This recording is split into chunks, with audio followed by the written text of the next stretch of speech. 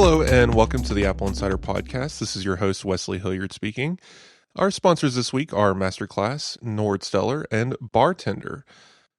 I'm going to be joined by William today. It's going to be a regular episode. We're going to discuss Apple's surprise product drop from earlier this week and maybe a little bit about Tim Cook. But the after show, Apple Insider Plus, we're going to dive into a broader topic of what does this Apple CEO even do? Do we even need this guy? What is he just a face? Does he actually make decisions that affect the company as a whole?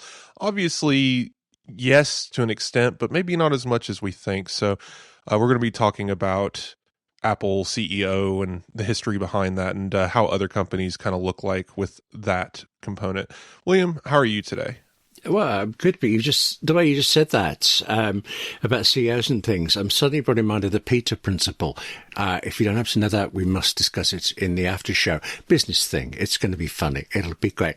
I'm fine. I'm playing with Stream Decks. I'm having a good old time, but I understand you are in a brand new situation, an office, and I kind of envy how it looks.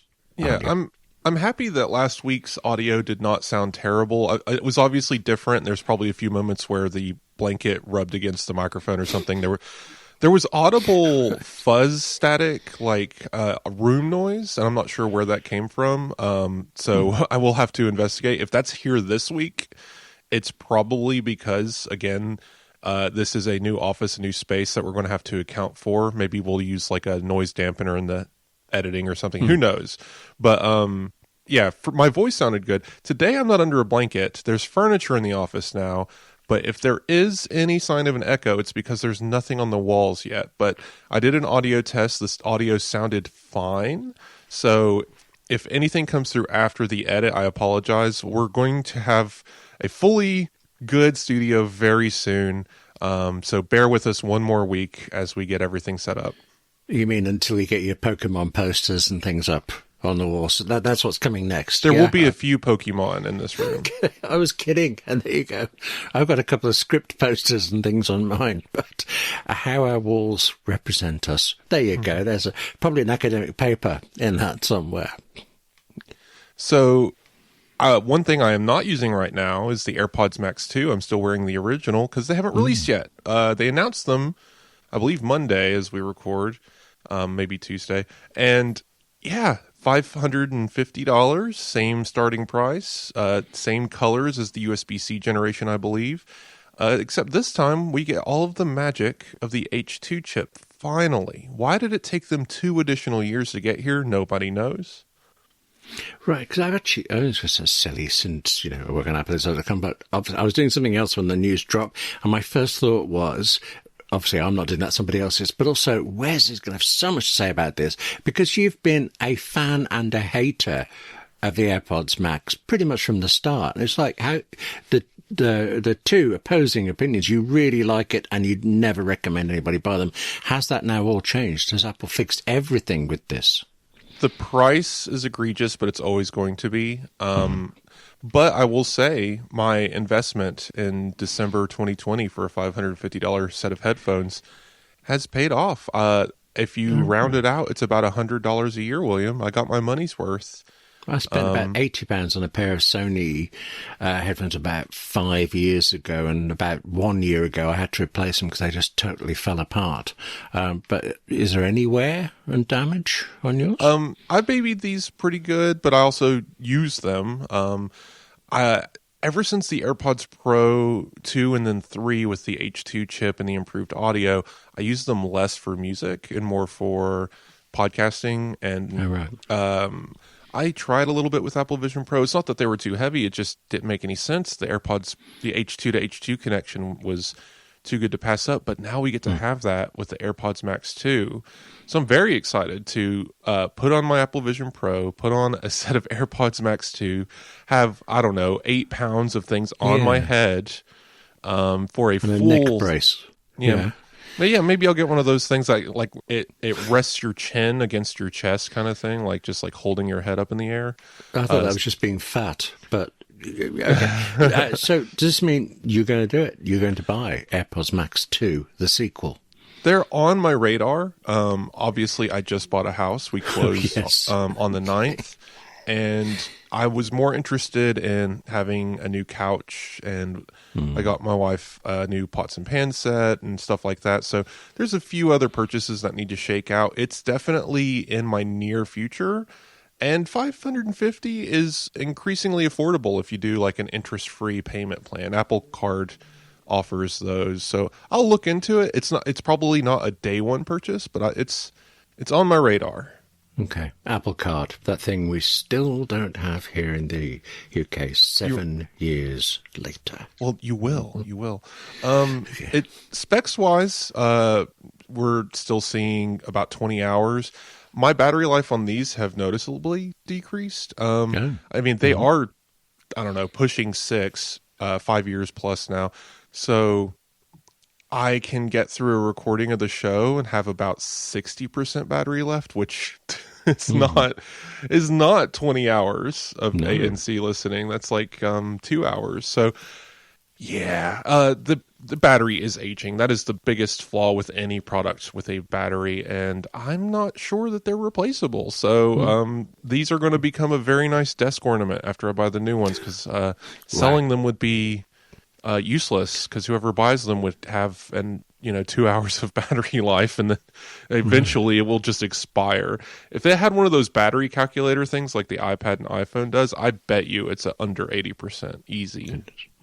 Well, if you want me to look after them for you for any reason, give us a shot. All right, okay. I'd like to try them. They're the one. I think they're the only Apple product I haven't actually even tried for it. Not even in an Apple store. I must. Did you use a trash can Mac Pro?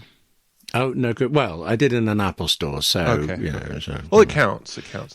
Yeah. Well, so I'm most interested in the fact that the H2 brings improved audio processing, and Apple is saying that, like, not only that, but the drivers have improved. So these are already excellent sounding headphones, and on top of all of that, we get like the super high res lossless over a cable. So something I've never experienced.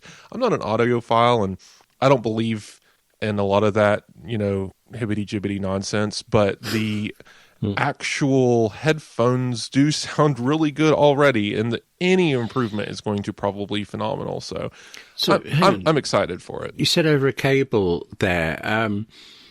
I was thinking the assuming AirPods Max was wireless, but charging cable, I suppose.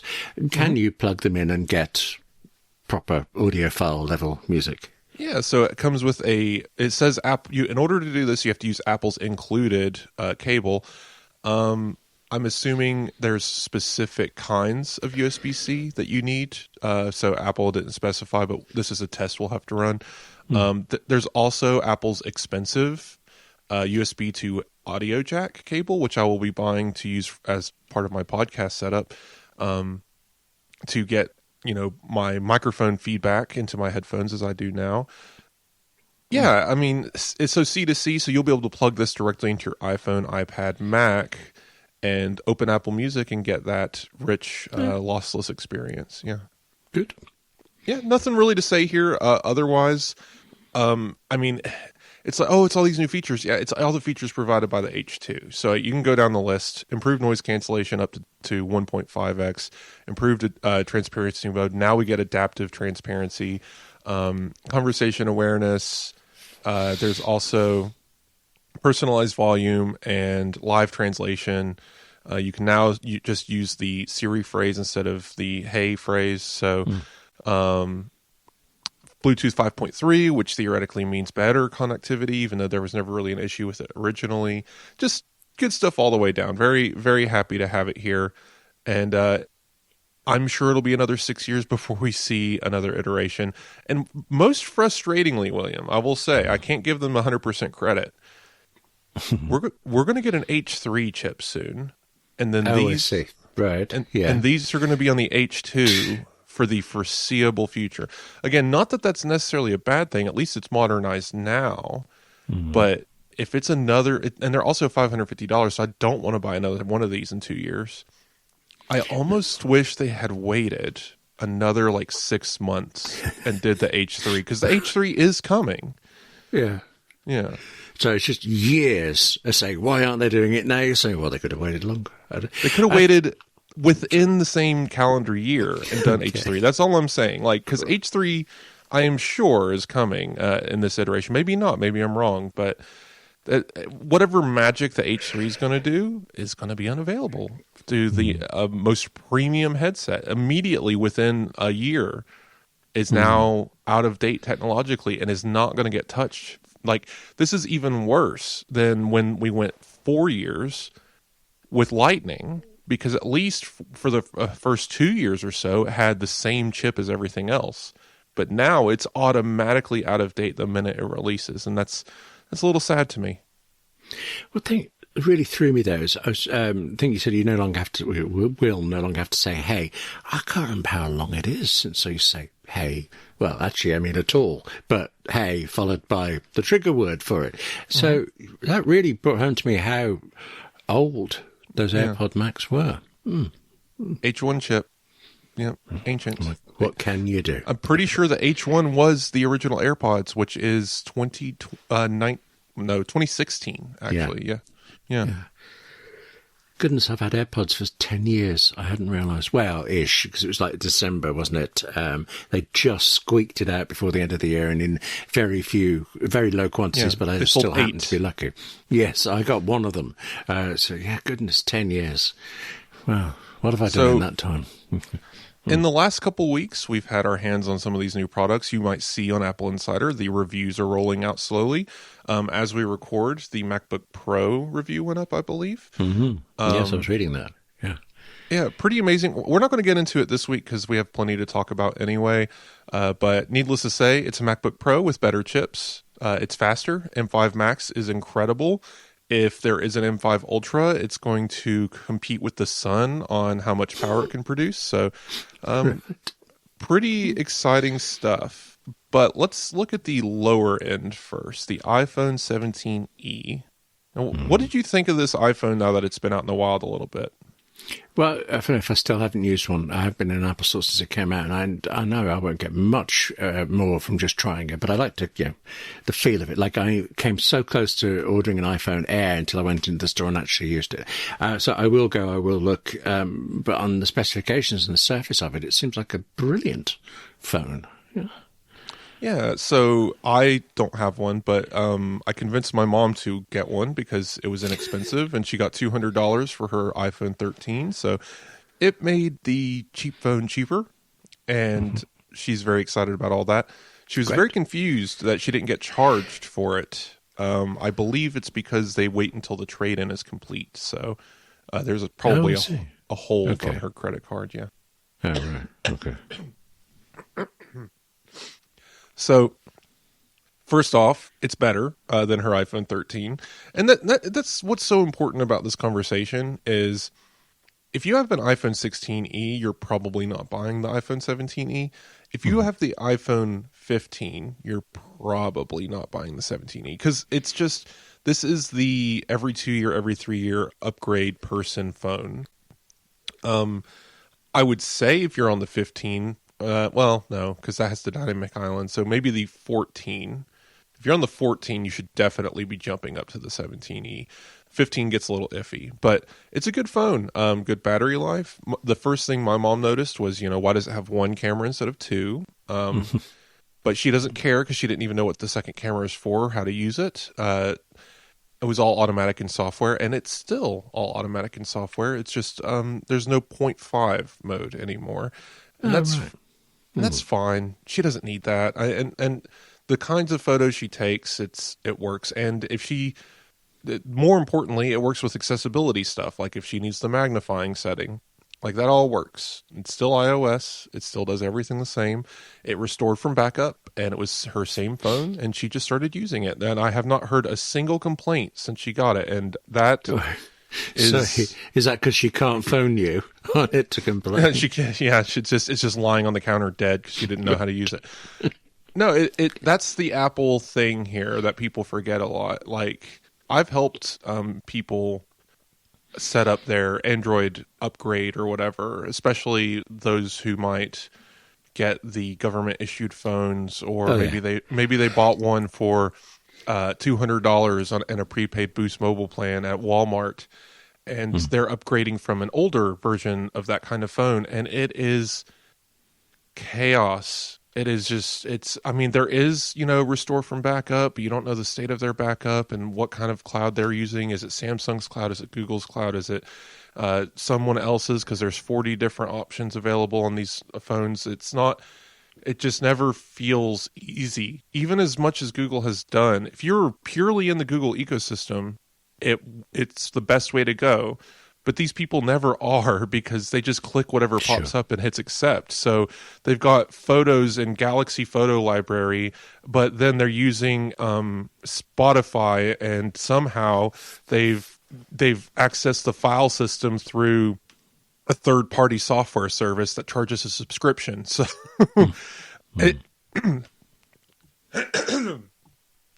sorry. So it's always so nice. As little time as I have to do this, because Mom doesn't upgrade very often. Every time I do, though, it is so straightforward. Right. I actually don't like upgrading Macs. I find the migration a chore because I've got such a lot of data to go. Well, even over a cable, it seems to take a day, and I just want to play with a new Mac. But iPhones always do seem to be straightforward. I wouldn't know where to begin with Android, but iPhones, yeah. Do you know how I set up my MacBook Neo when I first got it? I don't, and I'm kind of wary of asking. Did you do something with your iPad to copy it? No, even better. Okay. I was taking photos of it at a cafe, and I realized having it set up would be nice for a couple of photos, so I could at least get the desktop in the image.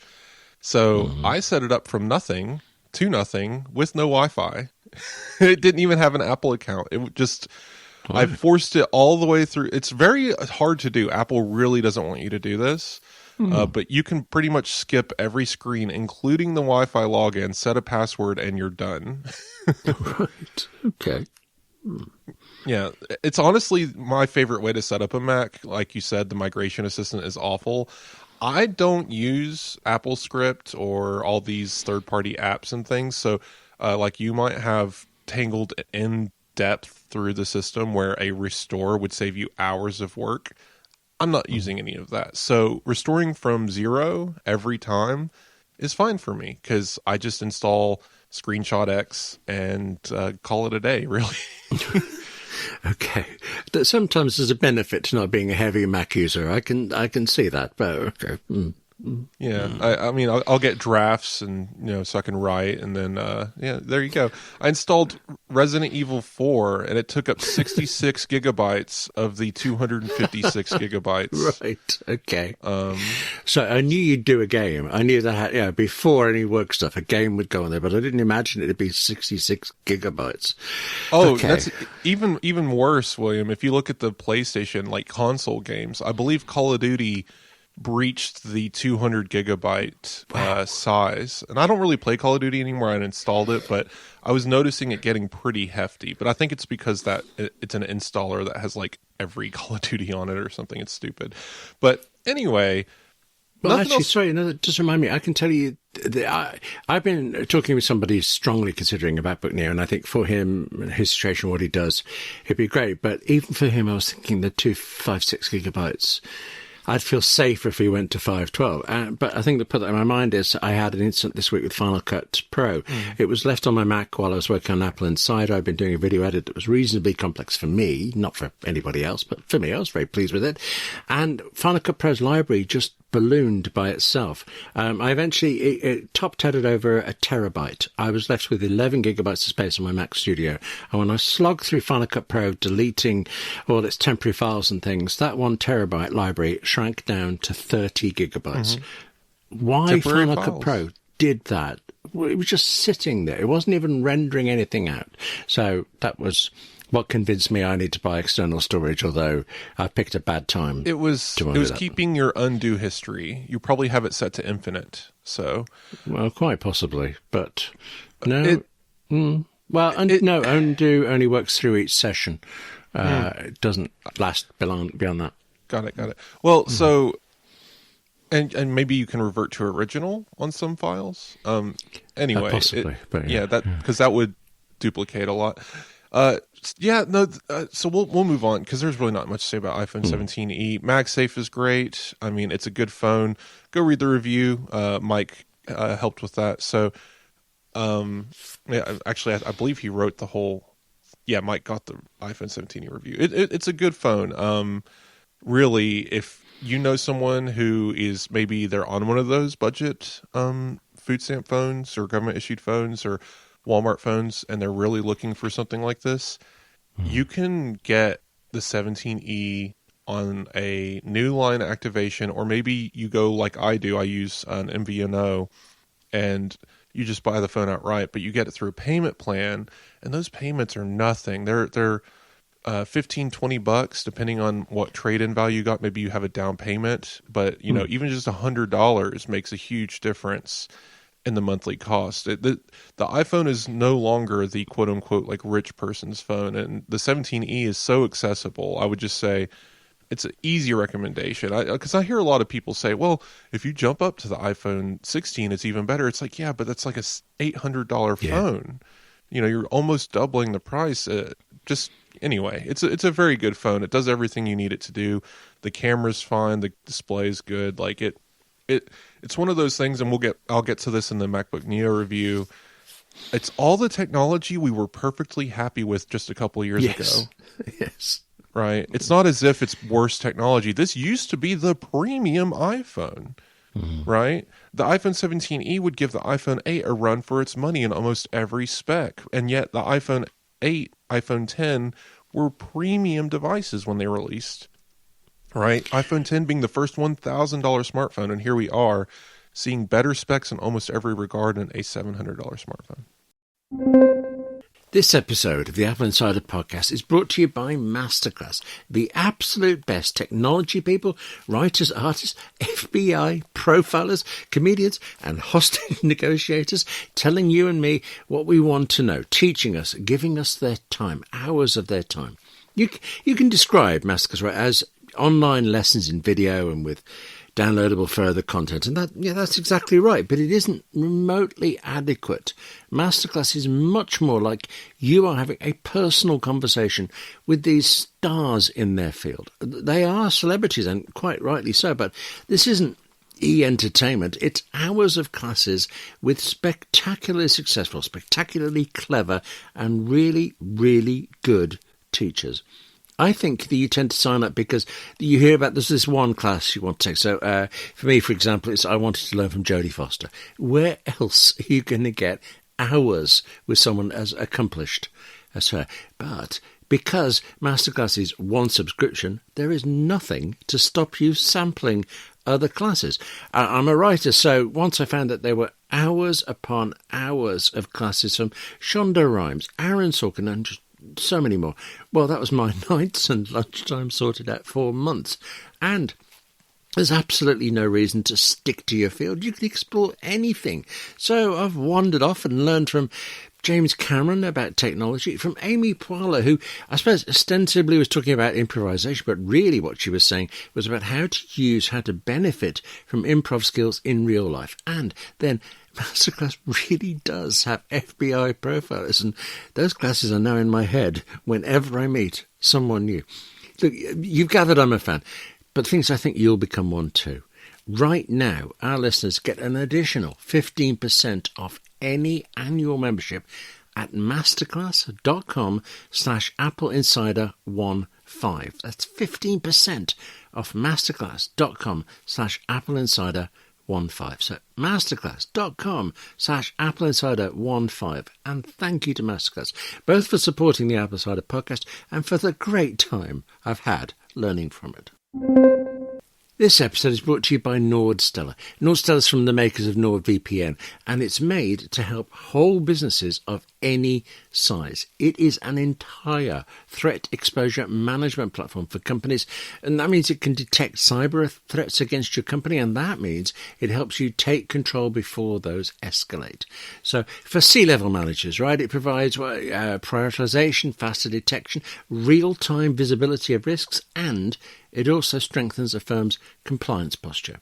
Then for security teams as well, Nordstellar provides malware logs, it contextualizes insights, it tracks adversaries.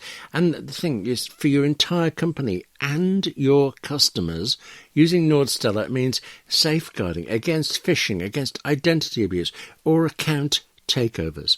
Nordstellar monitors the dark web, searching for targeted attacks against your firm or your brand or your executives. It's about proactive protection. Just don't wait until your company's data is already for sale on the dark web. Protect your business today with Nordstellar. Nordstellar has flexible plans that scale with your business size, and right now you can get an exclusive offer. Unlock your 10% discount on Nordstellar with the coupon code AppleInsider-10-Nordstellar, or just mention it to Nordstellar. And thank you to Nordstellar for supporting the Apple Insider podcast. I can tell you, well, right now I am not going to go for it because I have an iPhone 16 Pro Max. But it seems to me to be such a good phone that come September, Apple's going to have to do something really special to make me feel, well, I'm sure they'll make me want the next phone, to make me be able to justify it when something like the 17E or maybe 18E would be a good next step for me. Maybe I'm going to turn into one of these people that only upgrades every 3 or 4 years. You're not, but that's okay. The MacBook Neo, though, because we did jump back and forth here, it's my review's coming. By the time we get to our next episode, it will be published. I really like this little device. If I was a Mac user, like, it's an easy decision. There are some things about it that I wish would be better, but of course that will improve with time, because you're right, 256 gigs is a bit low for 2026. Even with iCloud storage, onboard software is going to eat that up quickly, depending on what you need. If you don't need anything, if you're just using the default apps, maybe you uninstall GarageBand and save a little bit of space. Even then, you're okay, but you can't have a local photo library, of course, because, I mean, I would be surprised if anyone has a smaller than 200 gig photo library at this point. Maybe I'm wrong, but it's one of those things of, you're not thinking about the storage, you're not thinking about the performance when you buy this machine. You're buying it because of the price. And Apple did not have to compromise at all with this thing.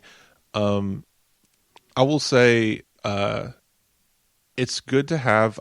I don't know where it's going to fit into my life, if at all. It is funny to me that I can use the virtual display. And not only that, but I can set it to be 10,000 pixels by 2,800 pixels, ultra wide, in the virtual display on Apple Vision Pro. Oh, I see. Sorry, I wasn't following it right. Okay. So you can get the machine and push it away from you. Okay. Well, it's just funny to me that virtual display is so high, but it's because you're not limited by the USB port.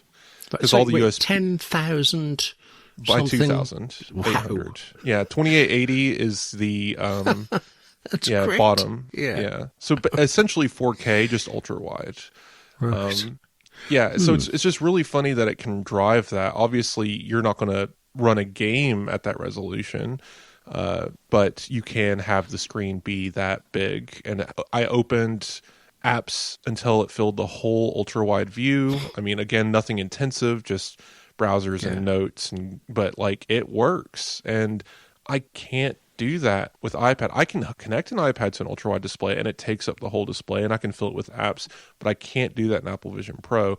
I can't, like, it can run universal control. I can't do that with an iPad. So it's just funny that this thing that is weaker in almost every metric, even the display performance, cannot run this. It can run things that my iPad Pro cannot, and that's obviously an iPad OS limitation, but that's the core of my review. Is this is very much a MacBook. It's not. I like, compromised is not incorrect. They had to make compromises to make this machine this price, but I wouldn't call it a compromise. It's just the new bottom. It is a perfectly viable Mac, and once again, that trackpad is the trackpad we used for years on MacBook Pros. That display... I've got to ask you about the trackpad, because I'm really not clear the difference. It's not the same as the current one, but what does that mean in physical use? So there's 3 kinds of trackpads that I'm immediately aware of that Apple has used. One was a dive board mechanism where you could only really click at the bottom. That's the oldest, modern oldest anyway, like 2012 area, if I remember correctly. Then there's the more modern, which is like, I don't know, 2016. Don't quote me on this, but it's the next step where you can quote unquote click anywhere, because instead of a dive board, it's this kind of spring mechanism that lets the whole trackpad move no matter where you click it. And then the latest iteration is the trackpad doesn't move at all. It has a vibration motor that simulates clicking, which is the solid state one sold in the Magic Trackpad separately and in the MacBook Pros. It is not used in the Magic Keyboard for iPad, by the way. The Magic Keyboard for iPad and the MacBook Neo have the same trackpad, and it is the one that you can click anywhere, and it depresses a mechanical switch to click. And of course, tap to click works. I always immediately go turn on tap to click. Same. Yes, it's so important, and I take that speed slider all the way up because I cannot stand a slow cursor. But yeah, it's a fine trackpad. It's the one I've used with my Mac. I use a Magic Trackpad with my desk setup, so it's not as if I'm unaware of how that works and feels. I don't mind either, and it would have been cool. Like maybe the next Apple or the iPad Pro keyboard will have the solid state one, but yeah, it's fine. It does what it needs to do. It clicks anywhere. It's a gigantic trackpad. It's better than any trackpad you'll find on any Windows laptop, period. Not even the $599 thing, just period, because they're all garbage. Plastic garbage. Fight That's me. Harsh, very harsh. No, I have no experience to disagree with you, and I expect you're right, but very I'm sure harsh. someone will be like, but this Surface whatever with Alcantara cloth covering the surface that gets stained with cigarette smoke or whatever. Like, yeah, I'm sure that trackpad is fine. But come on, guys. The Apple ones, Apple really over-engineered that trackpad in the best way. Anyway, the keyboard is interesting because it's the same mechanism, just no backlight. I'm sure it saved them a nickel per keyboard. I'm amazed how many people are saying to me, well, useless for writers because it hasn't got a backlight. And I'm thinking, who's looking very at the pretty. keys? Yeah, I'm a touch typist. What's the point of all this? So, okay, not really a deal breaker, I think. But, everybody If anything, has I their kind of things. like it. I don't know. Like, it's fine. I mean, I like my backlit keyboards, but it's doesn't change how I type. It's fine. Actually, I'm sorry, I've just this second realised on my MacBook Pro, it's backlit and very pretty. I have a Magic Magic Keyboard, the extended one on my Mac Studio, and it doesn't have backlighting. And It does not. to this second, I haven't noticed. So that's a couple of years worth of fine. Yeah, but, everybody Most has their people- sticking points. People have to complain about something. The Neo is not a perfect machine. The resolution is as low as you can go with that while it's still being Retina. Right. It defaults to 1080p externally, which I agree with. Mike has me on some app thing because I said a thing, and now he's going to have me do a whole project on it. Of if you increase the resolution in macOS, it makes everything smaller because of scaling. Yes. And so I don't. I use the defaults. I like the normal sized icons, not the microscopic ones. So Mike's like, well, there's this app you can get where you can increase the resolution and keep all the icons the same size. So I'm going to write about that apparently. I've got to say, I think I dodged a bullet there because not very long ago, this is Mike Worthley, managing editor of AppInsider. He did just suddenly ask me what the resolution of my monitor was, and he didn't explain why, and he seemed to go away happy. I think, I'm safe now, so I'll read what you've written. This is one of those projects that I'm just like, fine, I don't care, but fine. You want to know now, though, don't you? Yeah, I mean, I'll learn the thing and write about it. It's one of those silly things. But anyway, I don't know. I'm sure there is some performance metric because, I mean, I was thinking about it. It's like, okay, increasing the resolution displayed on the Mac it doesn't really change like the performance of most apps, I don't think, because it's just writing it. You're just getting more information on the display. Maybe if you had like a really big browser window full of junk, it would take longer to load that browser window. I don't know. Like resolution wise, I'm not 100% sure how that connects to processing speed. Maybe I sound like an idiot right now, but maybe it's common sense and higher resolutions do actually slow things down a little bit. But I know in games it does, obviously, because you're rendering the game at a higher resolution per frame, and it's rendering at every frame. So obviously that would have an impact. But... Yeah, I was going to say that to you. I see that all the time in Sudoku. It's so clear. Yeah. Okay. 4K HDR Sudoku. Anyway, moving on. Because we'll get more on Neo, especially once the review's out. I have a lot of thoughts. I'm going to do a whole discussion on it versus iPad at some point. We'll get to it. But Tim Cook, we're not going to get into the after show yet, but he's all over the news this week doing some rounds. Yeah. Flying around the world. It's quite funny. I mean, I imagine like all corporate CEOs, is it legally or security reasons he can't, basically go on Ryanair like the rest of us. I don't know if that makes any sense in America. What's a very, very cheap budget airline in the States? It's a private jet. I would presume so, yeah. And it looks like a Mac Pro. Okay. I don't think the holes help with lifts, though. No, good point. There's a lot of me that thinks this is very ungreen, but you also understand why it would happen. So he's using it to its fullest extent. He's all over the world for it. He looks like he's having a great time. He's answering the same questions in the same political way, while saying usually, I'm not a political person. Or he has this gorgeous phrase. I actually quite admire this one. As soon as I noticed it, if he doesn't want to answer your question, or he feels you're leading in a way he doesn't think is the Apple line, he will start by saying, the way I see it is, and then he will bend off into something slightly different. And once you've seen he does that, you see it all the time. And I've tried using it myself, and I'm not as effective with it. But there you go. He's politically minded man. This episode is brought to you by Bartender, the Mac menu bar utility. Now, you're a long-standing Apple user, so you remember just like I did, when the original Bartender developer sold the app and we all wondered what was going to happen next. Well, it turns out that what happened next is that the new developers have made it even better. Apple itself actually has improved the menu bar with macOS Tahoe, but it's still the case.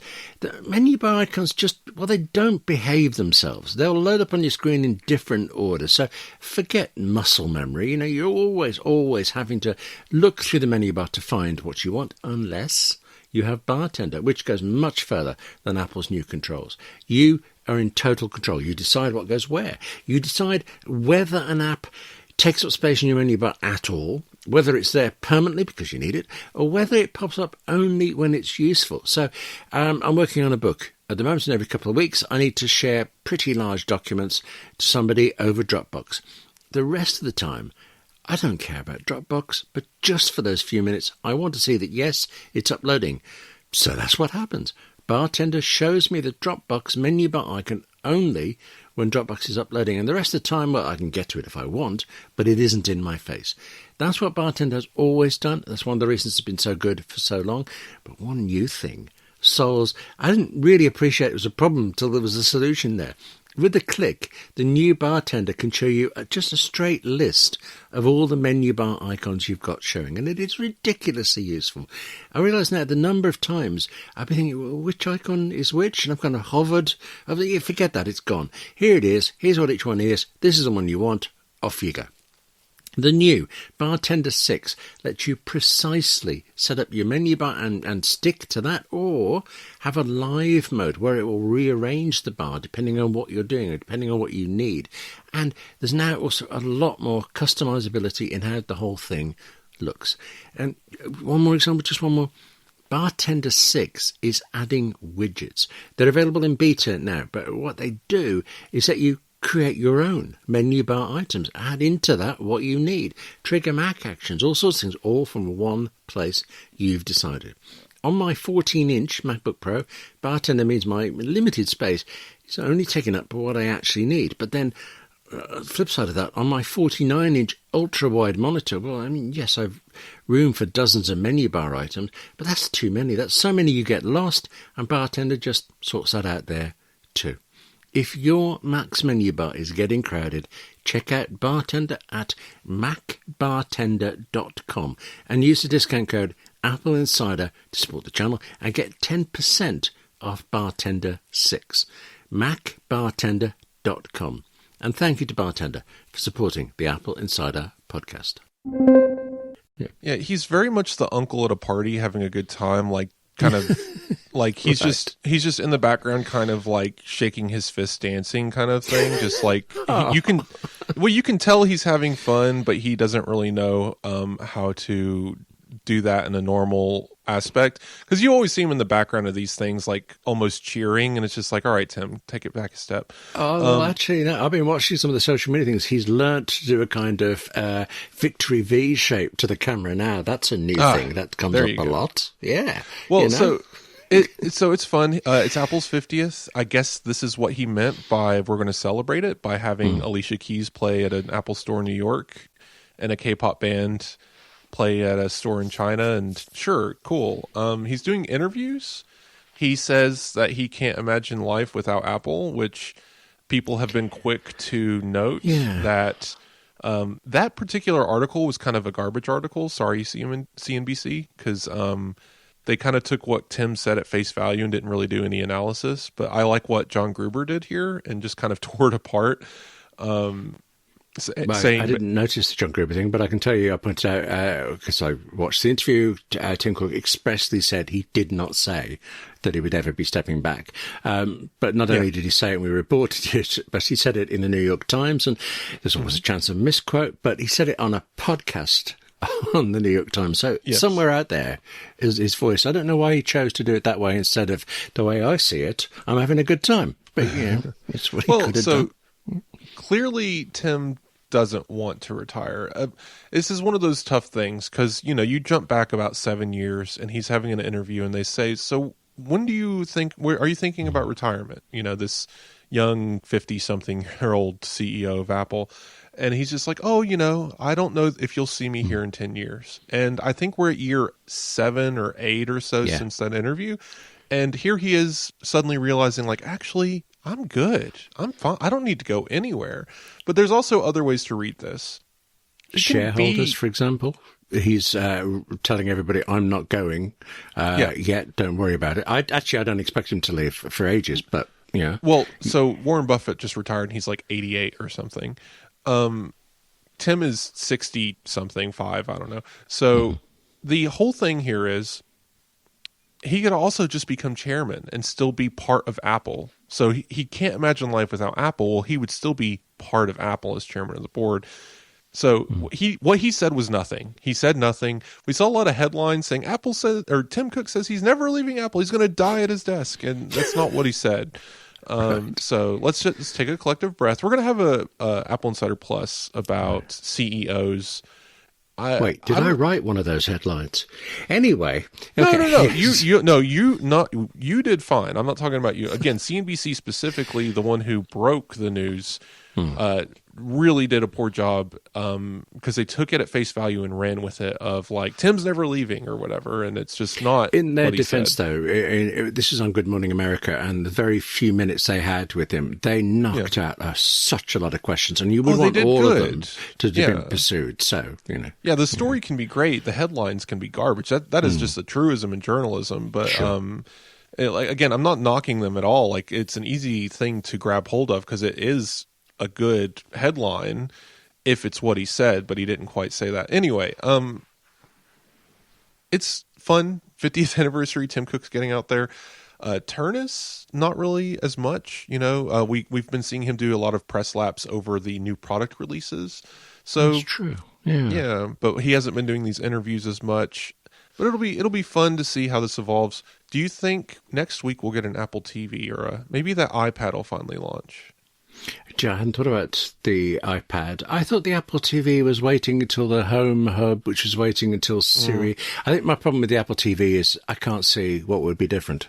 The latest beta's added a kind of Genius recommendation thing, and I have no interest even in that. I know what I want to watch, or I'll go looking. But I like features. I like the Genius thing. I like that it's going to be there. I don't know that I'll use it. I want to see how it works. But I remember Genius being so cool back when they introduced it.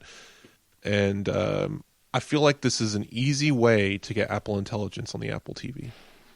But I don't really conceive a reason why I particularly want Apple Intelligence on my TV set. No, it's extra. It's an add-on. It's absolutely not necessary. But why I would ever want it, what it could possibly do that would warrant it even being there at all. I agree, William, that we are good at picking things that we want to watch because we make conscious decisions. So many people do not make conscious decisions. So many people just want Spotify to tell them what to listen to. So many people want news apps to tell them what to read. They want to be told what to do, and this is just another methodology there. I just think it's might be an interesting way to maybe it could generate playlists. Like that's one of the things Apple TV's always been missing is the ability to make video playlists. I just play all 6 Star Wars movies. Maybe all maybe all 9. I don't know. Just the good ones. Yeah. Okay. maybe do it intelligently so you know where the credits are and you just jump into the next movie. Play every other Star Trek movie. Yeah. Oh no. Because I've heard is it the even ones or the odd ones? I can never remember which one it is. Well, one was the slowest film in history, so got it. Yeah. Okay. Maybe it's the evens. Okay. So anyway, since we mentioned breaking news of how executives at Apple work, another silly story about Apple Home executive guy Brian Lynch. I've heard his name before. I don't know. Yes. Maybe he was in an event or something. I think he worked on if you think of the guy that's just left for, I'm sorry, where's he gone to? Aura, thank you. Then I believe he may have worked on the Apple car as well, so possibly we heard his name around. He's one of those guys that joined Apple for a specific reason that got canned, and then he got shuffled around a couple of times, and now he's done and he's moving on. Fair enough. Yeah. Once again, we get the fun headline of executive departing Apple, and yeah, guys, calm down. Put away your Kermit reaction memes. It's just a guy who joined in 2022, who is leaving for another company, who is not a lifer. He was not Apple DNA. He's just a replaceable cog in the machine, and Apple most likely had a cog ready to put in after he left. This was probably planned for a while, especially after his division got shuttered. So, right? Sure, go do the home stuff. Who cares? Anyone at Apple with competency can probably run home, because guess what? You need a new TV. You need a new HomePod. There's already stuff from the design department working on doorbells and stuff. Again, what is that executive Lynch was not the guy who came up with the doorbell, right? You know what I mean? It's not like he was this foundational thing. So once again, I just ask people to understand that departures and churn happen. And I don't understand this last year now. It's been more than a year of every time someone leaves Apple, it has to be a headline. It's so odd to me. I don't know. Maybe we've been doing this for a decade and I'm only just noticing it, but it feels new and it just feels dumb. I mean, I guess it's good to know if it's just in case it's someone cool. But that'll get into AppleInsider Plus is how much can one person really affect a company? Sometimes they can, sometimes they can't.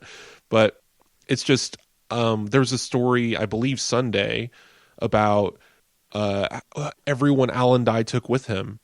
Yes. Good riddance. Get out of here. We don't need that's fine. Why are we treating this anyway? It's so silly to me. Well, I don't know what those people did. So, I mean, I'm sure they're all talented designers and things. I'm sure. They're not the only talented designers there. They also did Liquid Glass, which everyone, that has a megaphone hates, but seemingly everyone who is not screaming on the internet is fine with. Well, I'll tell you, this week I had to write about liquid glass, and I was looking at Final Cut Pro trying to think, well, has it been updated yet or not? And I realised if you can't tell, then either Apple or the critics, I don't know which, are wrong about how bad it is. The answer is no, because Final Cut icon. Liquid glass icon in the Creative Flow. Okay. But Final Cut is still built with the Pro toolkit, which is separate, and the Pro kit has not been updated with liquid glass, apparently.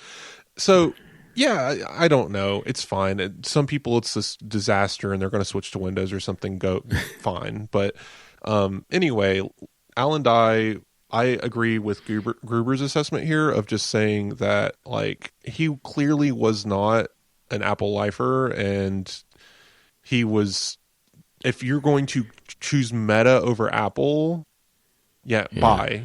Don't let the door hit you. It's fine. Like, go get that paycheck, I guess. Because Apple's that's what it feels to me. It's not really chosen Meta's chosen the paycheck. That's what it looks like. But I might be projecting there a little bit. Yeah. So if he took some designers with him, fine. Like, again, like if they're able to leave for Meta over Apple as a designer, that you don't care about design, you care about your wallet, which is a fine. If that's your priority, go for it. Just don't pretend otherwise. That's all I'm saying. Unless, of course, they hope to make a really big impact. For it. I mean, it's a challenge. Meta, the beautifully designed, like, I don't even want to say the words for what it is. Surveillance capitalism. There we go. Yes. That's the nice way to say it. Choice words. Family sharing, William. Yes. I use this a lot, and I never thought of a problem, but now there's a solution to the problem I didn't think of. It's enough of a thing that I've begged family members to do this and have them say, but I don't want a single payment method for the whole family, which is understandable. Because I'll explain, like, oh, well, you can, each account can have its own Apple gift card, and it'll use that first, and they don't want to do all that. So now you don't have to if you're an adult. Kids cannot have their own debit card tied to their account. Even if they have a bank account, it doesn't work. I don't know what a kid is in Apple's parlance. I think it's under 18. So if you're under 18, so you could have a job at McDonald's, and you still would not be able to have your own payment method in Apple Family, I believe. Correct me if I'm wrong. It could be 13, which would, I think, make a lot more sense. Right. But either way, it doesn't matter. The important thing is whatever Apple defines as an adult account can now have their own credit card payment method. Here's the thing, Doug. I've just realised it did occur to me after this all first set up that by chance I was the one who did it first, so it was my credit card. But that then meant anything my wife bought was charged to me. She actually buys a lot of apps, but I don't think she has in a long time. And neither of us, have occasionally bought a movie. I couldn't get any other way, but we're not doing it anywhere near as much as we used to. So I don't think it seemed to matter as much, but it's a good thing. So that's nice. Let's see. I'm trying to see. I think this must be a update note because their page hasn't changed the language. And again, we're using the word children. So I'm going to say under 18 for now, but maybe it's under 13. We'll see when it releases. 26.4 is minutes away from launching. And I do want to say, William, I called it. I was right. You're always right. What about in this particular case? I'm not always right. The 26.4 release was not Apple's spring release. It is coming out right on the cusp of spring, which I guess if you really want to argue, it's releasing on like the first day of spring. Congratulations. But it's not canonically Apple's spring release. 26.5 is. So if this new Apple Intelligence upgrade is indeed coming in, quote unquote, the spring, it would be 26.5. If it's not in 26.5, William, then everyone was wrong, and it's coming in WWDC, and they can all hang up their hats because, like, why even bother doing rumors anymore if you're going to be this outrageously wrong about it? I was thinking about this because we're not actually that far away from WWDC. In a lot of ways, you can make a case that in a normal year, forget Apple Intelligence, if you had a big feature to add, by now you'd keep it for then, so it goes into the next iOS. It's part of the tentpole release for it. Tricky. But in this case, if they did it with Apple Intelligence, what they would really be saying is, nobody's getting this officially until September, and that's a very long way with this feature. That's the problem. Yeah. And I believe cursor support for iPadOS was added in April, so it's not as if... So it's not unprecedented. Yeah, it's not as if Apple is allergic to shipping major... Like, that was a game-changing feature for iPadOS. I didn't like it at first. I don't know why. It just seemed wrong. But, I use it a lot now, so you get used to anything. So and also it would very much benefit Apple to roll this out in stages. There is no reason this needs to be a significant release. And this is another issue Apple had more often a decade ago and has slowly been eroding away, but it's still an issue of this saving everything for the big release, right? Yeah. If it's ready, just ship it. And they've been doing that more often, thankfully, right? Just they can just do things now in random point updates, and it's not the end of the world. They don't have to wait for an event. They don't have to have a giant concert announcement venue for some new feature in iOS, right? Like, they just release the thing. So it's still not perfect. We're getting more releases across the year than we used to. Now it feels like iOS and macOS are year-long update cycles instead of WWDC being 20 new features in September, and then everyone tries to remember what they are throughout the year. We're getting these micro launches throughout the 12-month year, and it's better in a lot of ways, but for some people it's frustrating because then you hear about the features in June, but you don't get some of those features till the following May. And everyone's like, Apple's slow, they're behind, they don't know what they're doing. And it's like, no, take WWDC for what it is. It's a preview of the next year of releases. It's not the next 6 months of releases. It's not the next 3 months of releases. It's not September. It is iOS 27, which means it is the release cycle that runs through 2027. That is how we should be looking at it. And I think that is the correct way to do it. Especially since no one installs the beta when they launch, do they? No, because everybody is sensible. Okay, right. I tend to trip over them, but that's another story. So let's go on to another topic. So across the year, I admit it has happened before. It may happen again. I will kind of trip up into at least some of the betas on some of my devices. But the thing is, at the moment, I'm looking around my office and I have 1, 2, 3, 4, 5, including my iPhone, I have 6 screens for it. And as I look at them, this is brilliant.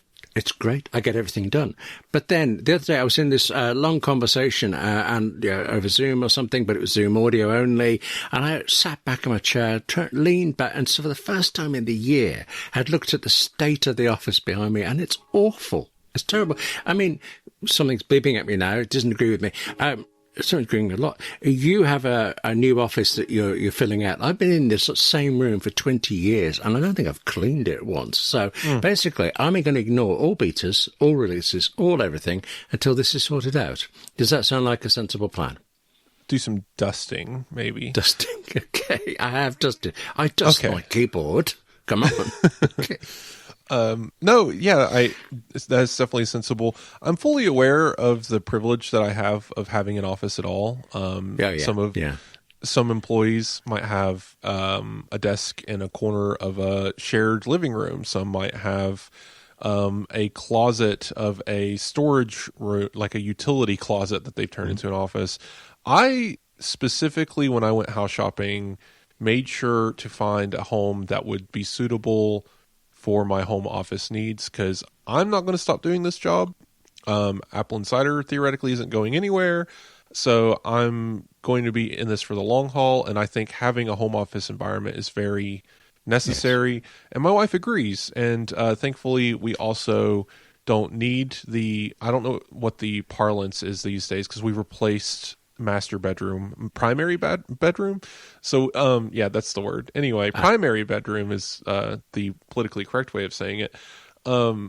The largest room in the house we weren't going to use because we don't share a room. It's something some people's do. I'm aware in Europe it's more common anyway.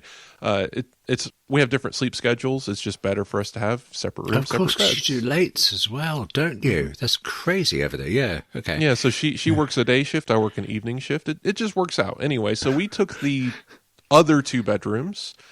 And so we had this one available for my office, and it was agreeable and it's fine. And maybe one day in the future, I will buy one of those fancy, expensive sheds that is actually just like a fully furnished room that you can just put in your backyard, and I'll make that into an office. But but for now, I really like this space. I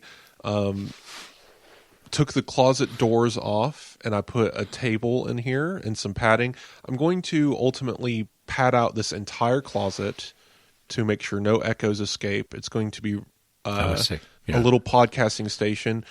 I'm going to set it up so I have like photography and videography and stuff like that. Maybe I can do some game streaming from this closet. And William, it might surprise you to learn, I might use my Mac Mini for this podcast station instead of my iPad.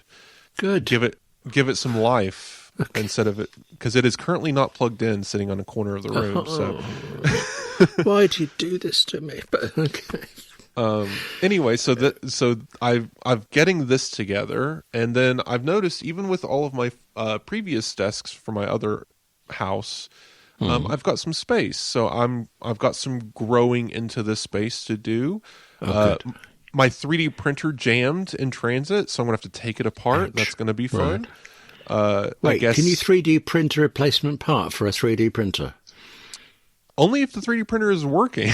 In which case you don't need... Oh, okay. I'll have to... Yeah. What it is it sat in the air too long, I think, in my vehicle. Or maybe the drive jarred something. But one of the filaments broke internally. So I'm going to have to pull all the piping out and fish out that broken filament. Nothing bad. Like, it didn't break the 3D printer. It's just going to be a pain to fix. Yeah. It will require disassembly. Anyway, it's a cute office. I'm going to be setting up like a photo station, and I'll probably do a little story as an update at some point. Because I know usually in December, AppleInsider likes to do like a desk setup thing. Yes, I was just thinking of that. Yeah, it'd be fun to see yours this year. Yeah, so because it's more of an office setup at this point. But I've also learned too, because the Lightbox style photos are nice, but everyone does those. I've taken to taking more photos in town. So a lot of the product photography you'll see is either from Andrew O'Hara, our YouTube person, or from me. And we have very distinct styles. So generally speaking, you should be able to tell who took what photo if you get a good eye for it. I tend to either go high contrast or low contrast, which I have gotten told stop doing. Because I don't know. I like a dramatic style, sue me. But anyway, I'm going to have to think through this office space, though. I'm very excited about the challenge of setting up the space. Everything that I've purchased was for the old home in that old format. So, but don't you find finding the time? I mean, I used to work under the stairs, and moving it then when I did into a house, did the same as you, converted a bedroom, and there's so much junk in here. It's where we dump everything when visitors come and things like that. There's always something else I would like to change. I would like to rearrange the whole office. On my to-do list of move the Mac Studio to the other side of the desk for the wiring things, and just getting the time to do it all. I've been waiting for this for months because I knew I wanted to try different things, different arrangements. And what's funny is when the movers got my desk in here, I instantly realized what I wanted to do was not going to work. And now I'm kind of back to where I was in a corner. I just don't want to face the wall anymore. But I realized in order to not do that, I would have a desk jutting out in the floor, and I would be eliminating half of my floor space. Which is a choice. It's just not one I want to make. But anyway, moving on to close up, I will say I'm planning a series. It's around Apple Home, but I think it's some of this too. Just home ownership, smart home, integrating your tech. It's not just about light bulbs and AC things and fans. I want to talk about like what I'm doing with the office, like thinking through these kinds of setups, placing chargers or like these MagSafe chargers in the home, how I'm implementing like iPad stands in different areas, or, you know, do we do smart lights in the bathroom or not? Like, just, I want to think through this kind of stuff and try to put it to paper, making no promises on what the content's going to be or what it is, but I am planning something around this topic of being a new homeowner and changing and expanding the home around technology. And one of the things I noticed first, and this is just frustrating, is so many light fixtures in this house that are attached to the ceiling are E12 style bulbs. I don't know what that means. Is that a US thing? Well, I don't know that they have anything different in Britain light bulb wise, but there's different kinds of sockets. I believe E19 or A something.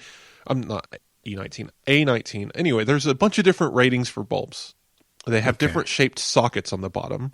And And if everyone thinks of a light bulb, they're thinking of, I believe, like the A19 or whatever. Again, I might be getting that wrong. The E12 is a candelabra bulb. It has a skinny tip.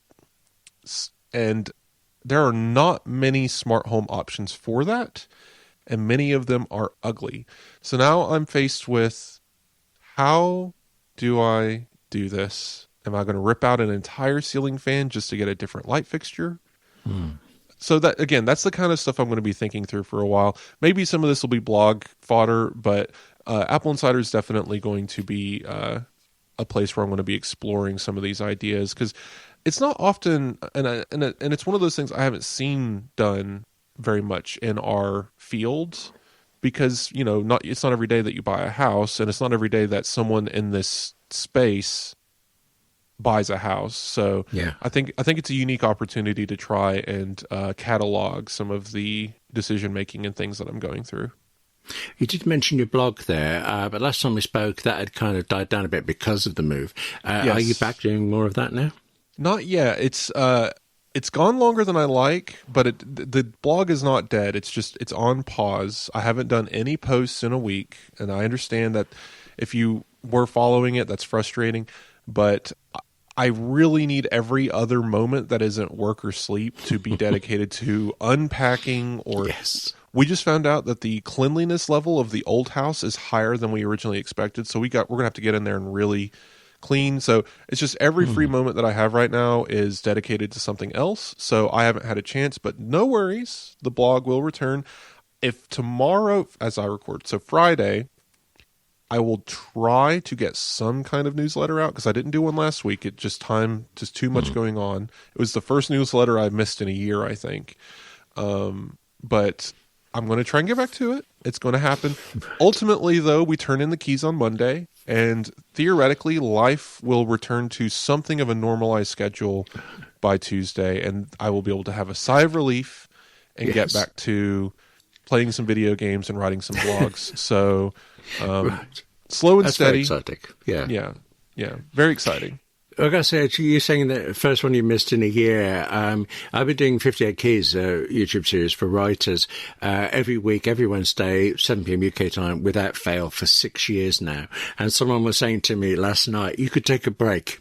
And I don't know whether that was, trying to tell me to stop or something. No, it's important, and this is something I've learned listening to different podcasts, I believe, Connected or not Connected, Focused, and there's another one that's very much about workflow and taking care of yourself. And it's just one of those things where Mac power users, right? Is it David Fleischman? No, not David Fleischman. David Sparks. I'm combining two names together. Yeah.